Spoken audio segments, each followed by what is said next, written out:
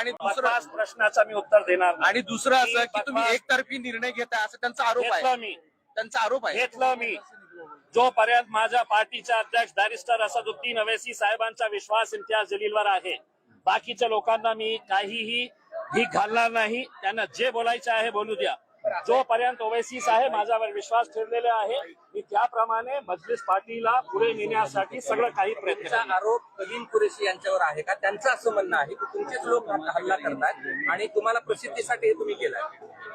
तुमचा हे घाणेरड्या लोकांचं हल्ला करून आम्ही प्रसिद्धी घेणार. सर कॅमेरा नुकसान पण आम्हाला प्रसिद्धीची आवश्यकता नाही आहे. 16 तारखेला कळेल त्यांना. नाव कलीम कुरेशीने हे सगळं घडून आणलंय का? कुणी हे मी सांगितलेलं आहे ना, कलीम कुरेशी, त्याचा भाव, त्याचे मुलगे, त्यांचे मुले आणि त्यांच्या सोबत जे जे काही होत आहे गुंड प्रवृत्तीचे लोक, ते पोलिसांनाही माहित आहे. सीसीटीव्ही फुटेज मध्ये सगळं दिसत आहे. मीडियावाल्यांनी सगळं शूट केलेलं आहे.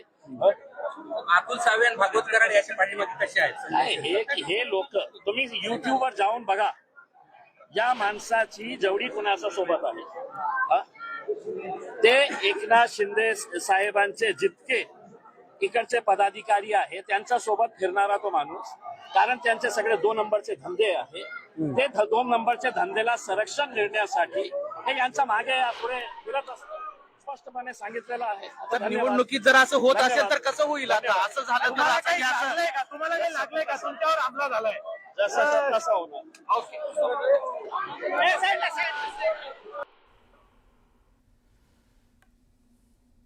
जलील यांच्यावर हल्ला झाला होता आणि त्यानंतर ते माध्यमांसमोर बोलत होते आणि आपली प्रतिक्रिया देत होते. एक